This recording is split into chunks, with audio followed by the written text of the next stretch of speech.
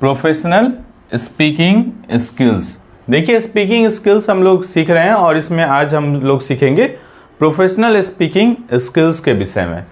देखिए चाहे आप कॉलेज में कभी प्रेजेंटेशन देते हो या फिर कोई इंटरव्यू देते हो या फिर कभी जो है सो कॉरपोरेट में आप कोई मीटिंग को अटेंड करते हो, सेमिनार को अटेंड करते हो, किसी भी जगह पे जो ज़रूरी है वो क्या है, तो स्पीकिंग स्किल्स ज़रूरी है। और स्पीकिंग में भी किस तरीके का स्किल्स होना चाहिए, तो प्रोफेशनल स्पीकिंग स्किल्स अगर है तो उसको बहुत अच्छा माना जाता है। और कुछ कुछ चीज़ है जिसको हम लोग अडॉप्ट करके और जिन बातों का ध्यान रख करके हम लोग अपने प्रोफेशनल स्पीकिंग स्किल्स को क्या कर सकते हैं, तो इम्प्रूव कर सकते हैं। तो कुल मिलाकर के 10 पॉइंट हम लोग सीखेंगे और उस 10 पॉइंट को हम लोग 2 पार्ट में सीखेंगे, पार्ट 1 और पार्ट 2 में। ठीक, तो पार्ट 1 में हम लोग 5 पॉइंट्स को सीखेंगे और फिर पार्ट 2 में 5 पॉइंट्स को सीखेंगे। तो देखिए सबसे पहला जो पॉइंट है वो क्या है, तो क्लैरिटी और कंसिस्टेंस। ठीक है ना। देखिए अब जब भी हम लोग कोई अपना जो विचार है उसको अगर रखते हैं, चाहे वो सेमिनार के माध्यम से हो या फिर प्रेजेंटेशंस के माध्यम से या फिर किसी मीटिंग में हम लोग जो अपना जो भी थॉट है उसको अगर हम लोग रिप्रेजेंट करते हैं, तो सबसे पहला चीज़ उसमें ध्यान करने की बात है वो है क्या, तो क्लैरिटी होना चाहिए। जो भी आप बोल रहे हैं उसमें क्या होना चाहिए, स्पष्टता होना चाहिए। दूसरा कंसिस्टेंस का मतलब कि जो है वो संक्षेपित रूप में बोला जाए। ठीक है ना। जैसे कोई टॉपिक आप डिलीवर कर रहे हैं, चाहे वो सेमिनार में या फिर मीटिंग में, तो वो टॉपिक ऐसा नहीं एकदम जो है सो बहुत ज़्यादा लेंदी वे में आप चीज़ों को एक्सप्लेन कर रहे हैं, तो उसकी ज़रूरत नहीं है। आप संक्षिप्त रूप में और अच्छे से स्पष्ट रूप में क्लियरली जो है सो उसको रख सकते हैं। तो इसके लिए क्या करना है कि कम्युनिकेट का जो आइडिया है वो कैसा होना चाहिए, वो क्लियरली होना चाहिए और सक्सेंटली होना चाहिए। जिससे क्या होगा, तो ensure your message is easy to understand for other audience. जो भी लोग हैं, फॉर योर ऑडियंस, जो भी आपका ऑडियंस है उस ऑडियंस के लिए मैसेज को समझ पाना क्या होगा, आसान होगा। अगर आप बातों को क्लियरली और संक्षिप्त पूर्वक रखते हैं तो आपका जो ऑडियंस है उसके लिए आपके मैसेज को समझना क्या होगा, तो आसान होगा। तो ये पहला पॉइंट है कि आप क्या रहें, तो क्लियर रहें और जो है सो संक्षेपित रूप में अपने विषय को रखें। ठीक। दूसरा जो पॉइंट है वो क्या है, तो कॉन्फिडेंस। जब भी आप बात कर रहे हैं तो कॉन्फिडेंट होना चाहिए आपको, चाहे आप सेमिनार में हो, मीटिंग में, कहीं भी हो, इंटरव्यू में, तो आप सामने वाले बंदे के साथ पूरा जो है सो आई कांटेक्ट मिला करके अपनी बातों को रखें। तो कॉन्फिडेंस जो है सो अगर आप होंगे तभी वो आपके बातों में इंटरेस्ट लेगा, अदरवाइज वो आपके बातों में इंटरेस्ट नहीं लेगा। तो इसीलिए अगर आपका जो भी थॉट है, जो भी मैसेज है, जो कुछ भी कंटेंट है जो आप डिलीवर कर रहे हैं, बता रहे हैं, अपने बारे में बता रहे हैं या किसी टॉपिक पे बता रहे हैं, तो उसमें सबसे पहला जो ज़रूरी चीज़ है वो क्या है, प्रॉपर आई कांटेक्ट बना के रखें। अगर आई कांटेक्ट सही नहीं होगा तो फिर वो कॉन्फिडेंस अगर नहीं होगा, आई कांटेक्ट बनाएं और अगर आप कॉन्फिडेंट नहीं रहेंगे तो फिर वो मैसेज में जो है सो इंटरेस्टेड नहीं होगा, वो आपके कंटेंट में इंटरेस्टेड नहीं होगा और फिर जो है सो जो कम्युनिकेशन है वो प्रॉपर नहीं हो पाएगा। तो प्रोफेशनल स्पीकिंग स्किल्स का जो दूसरा पॉइंट है वो क्या है, कॉन्फिडेंस। कॉन्फिडेंस में क्या चीज़ देखा जाता है, देखिए आप क्या करें, project confidence through your voice. आपके आवाज़ में कॉन्फिडेंस झलकना चाहिए, आपके बॉडी लैंग्वेज में कॉन्फिडेंस झलकना चाहिए। आप जो कुछ भी बोल रहे हैं उसमें मतलब आवाज़ के टोन में कॉन्फिडेंस झलकना चाहिए और दूसरा बॉडी लैंग्वेज में कॉन्फिडेंस झलकना चाहिए। उसके बाद डिमेनर और confidence inspires trust and engage your audience. आपका जो व्यवहार है, ठीक है ना, आपका जो व्यवहार है या जो बॉडी लैंग्वेज है उसी से कॉन्फिडेंस झलकता है। और अगर कॉन्फिडेंट होंगे तभी आपके मैसेज में वो मैसेज जो है वो इंस्पायर करेगा और एक ट्रस्ट दिलाएगा और क्या करेगा, तो इंगेज करेगा किसको, तो आपके ऑडियंस को। ठीक है। तो अगर कॉन्फिडेंट होंगे आपको कॉन्फिडेंट कैसे रहना है, तो आपके वॉइस में कॉन्फिडेंस झलकना चाहिए, उसके बाद फिर आपके बॉडी लैंग्वेज में कॉन्फिडेंस झलकना चाहिए, जिससे क्या होगा और आपके जो चाल है, स्वभाव है, इसमें कॉन्फिडेंस झलकना चाहिए, जिससे लोग जो है सो इंस्पायर होगा और फिर आपके जो विचार है उसमें क्या करेगा, तो विश्वास जताएगा। क्लियर है। तो दूसरा पॉइंट हम लोगों ने सीखा क्या चीज़, कॉन्फिडेंस। सबसे पहला क्लियरिटी एंड कंसिस्टेंस, और दूसरा पॉइंट है क्या, कॉन्फिडेंस। तीसरा पॉइंट हम लोग समझते हैं, तीसरा है प्रिपरेशन। मोस्ट थिंग कि आप जो भी सब्जेक्ट को डिलीवर कर रहे हैं, बता रहे हैं, या जिस किसी भी बात टेक्नोलॉजी पे या फिर किसी टॉपिक पे या अपने बारे में जो भी विचार रख रहे हैं, तो उसके बारे में आपको प्रॉपर क्या होना चाहिए, तो नॉलेज होना चाहिए।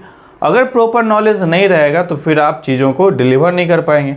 तो प्रिपरेशन उसका होना बहुत ज़रूरी है। जो कुछ भी आप बता रहे हैं तभी आपको स्पष्टता आएगा, कॉन्फिडेंस आएगा, ये सारा कुछ तभी आएगा जब आपके पास सब्जेक्ट का क्या होगा, प्रिपरेशन होगा।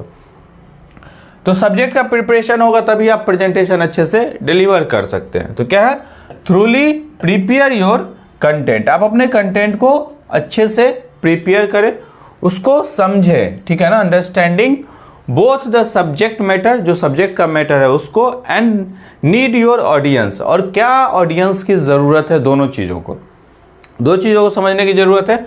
एक तो सब्जेक्ट के मैटर को समझिए और दूसरा नीड्स, किसका नीड्स, तो आपके ऑडियंस के नीड्स को समझिए। अब जिस सेमिनार में आप बोल रहे हैं आपको बहुत अच्छा सब्जेक्ट का नॉलेज है, लेकिन उस समय ऐसा मोमेंट नहीं है कि ये जो सब्जेक्ट का नॉलेज है वो सुना जाए, तो फिर आप उसी हिसाब से बोले जिस हिसाब से ऑडियंस सुनना चाह रही है, जो उसका मूड है। जैसे मान लीजिए कोई आप टॉपिक पढ़ा रहे हैं बच्चों को, तो जब टॉपिक आप पढ़ा रहे हैं तो आप ये देख करके पढ़ाएंगे कि क्या चल रहा है, उस हिसाब से पढ़ाएंगे। जैसे मान लीजिए एग्जामिनेशन का समय है तो आप प्रीवियस ईयर क्वेश्चंस या इस तरीके का चीज़ करवा रहे हैं, और अगर मान लीजिए कि मिड चल रहा है तो आप कंटेंट पढ़ा रहे हैं, तो ये सारा कुछ जो है सो अपने हिसाब से जो है सो हम लोग मैनेज करते हैं। उसी तरीके से कॉरपोरेट में भी है, अगर कोई मीटिंग जिस हिसाब से चल रहा है आप अपनी बातों को उसी हिसाब से रखेंगे, अदरवाइज क्या होगा कि लोग जो है सो इंटरेस्ट नहीं लेगा। उसके बाद आपको क्या करना है, तो हमेशा प्रैक्टिस करना है। आपका जो भी प्रेजेंटेशन है उस प्रेजेंटेशन का हमेशा क्या करना है, आपको प्रेजेंटेशन डिलीवर करने से पहले उसका बार बार प्रैक्टिस करना है, कि आप जब भी डिलीवर करें उस समय क्या रहें, तो काफ़ी कंफर्टेबल रहें और फ्लुएंट रहें। तो आप काफ़ी कंफर्टेबल और फ्लुएंट तभी रहेंगे जब जो प्रेजेंटेशन आप डिलीवर कर रहे हैं, जो बोल करके आप डिलीवर कीजिएगा, तो उस समय आप काफ़ी कॉन्फिडेंट तभी रह सकते हैं जब उस प्रेजेंटेशन का आपको क्या होगा, तो प्रैक्टिस होगा। आपको अगर प्रैक्टिस बहुत ज़्यादा होगा, चाहे जैसे इंटरव्यू के लिए जा रहे हैं अगर, तो सेल्फ इंट्रोडक्शन पूछा जा रहा है या फिर टेक्निकल चीज़ें पूछी जा रही है, तो उसका अगर प्रैक्टिस होगा तो आप अच्छे से उसको डिलीवर कर पाएंगे। जो चौथा टॉपिक है वो क्या है, इंगेजमेंट। आप कोशिश करें कि आप अपने ऑडियंस को जो भी आप कंटेंट बता रहे हैं उसमें क्या करके रखें, तो इंगेज करके रखें। ऑडियंस को क्या करके रखें, इंगेज करके रखें, तभी वो आपकी बातों को सुनते रहेंगे और बोर नहीं होंगे। तो इंगेज करने के लिए क्या है कि आपको जब अपने ऑडियंस को इंगेज करके रखना है, तो उसके लिए आप पूरा जो प्रेजेंटेशन है या जो भी आप चीज़ बता रहे हैं उसके दौरान उस सारी चीज़ों को स्टोरी टेलिंग टाइप से आप बता सकते हैं, ठीक है ना। आप कोशिश कर सकते हैं कि स्टोरी के मदद से, कहानी के मदद से चीज़ों को चरितार्थ किया जाए, ठीक है ना। एक पिक्चर बनाना है और उस हिसाब से बताना है। आप चाहें तो कुछ इंटरेक्टिव एलिमेंट्स का इस्तेमाल कर सकते हैं, जैसे कभी ग्राफ दिखा दिए, कभी कोई पिक्चर दिखा दिए, कभी कोई ऑडियो विजुअल जो है सो छोटा सा क्लिप चलवा दिए। तो इस तरीके से जो ऑडियंस है वो क्या होगा, इंटरेक्ट होगा, और फिर रिलेवेंट एग्जाम्पल्स ये सब दे करके आप कोशिश करना है कैसे भी हमको इंगेज रखना है। कुछ क्वेश्चन आंसर का सेशन कर लिए तो उससे क्या होगा कि ऑडियंस जो है वो थ्रू आउट इंगेज रहेगा। इसके बाद जो लास्ट है वो क्या है, तो बॉडी लैंग्वेज है। कॉन्फिडेंस वाला भी पार्ट में हम लोग इस चीज़ को देखे थे, अभी फिर देखेंगे क्या है, तो बॉडी लैंग्वेज। देखिए कभी भी दो तीन चीज़ है, जेस्चर है, पोस्चर है।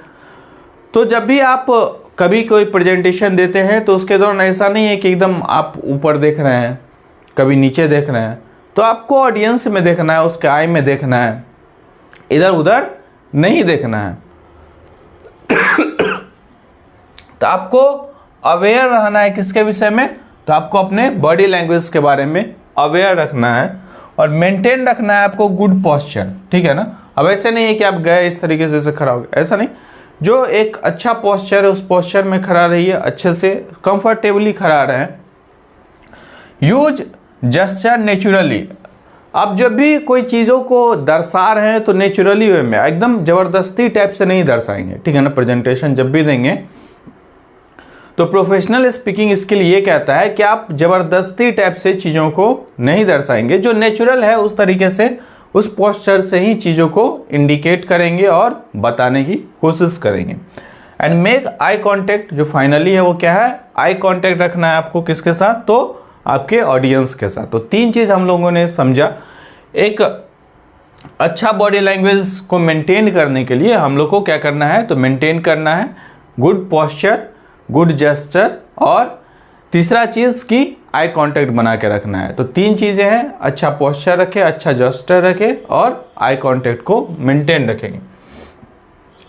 तो ये 5 जो टॉपिक है वो आपको प्रोफेशनल स्पीकिंग स्किल्स में चीज़ों को सीखने में क्या करेगा, तो मदद करेगा। तो देखिए 5 क्या क्या चीज़ है जो प्रोफेशनल स्किल्स में हम लोग अभी फर्स्ट पार्ट में ध्यान रखेंगे। तो 5 चीज़ जिस पे काम करने की ज़रूरत है अगर आप अच्छा प्रोफेशनल स्किल्स, स्पीकिंग स्किल्स जो है सो इम्प्रूव करने चाहते हैं, प्रोफेशनली आप स्पीकिंग करना चाहते हैं, तो उसके लिए सबसे पहला चीज़ है क्लैरिटी और कंसिस्टेंस। दूसरा जो चीज़ है वो है कॉन्फिडेंस। तीसरा चीज़ है प्रिपरेशन। चौथा एंगेजमेंट और 5वां है बॉडी लैंग्वेज। इन 5 चीज़ पे हम लोग को काम करने की ज़रूरत है अगर आप अच्छा प्रोफेशनल जो है वो स्पीकिंग स्किल्स को डेवलप करना चाहते हैं। तो ओके, थैंक यू।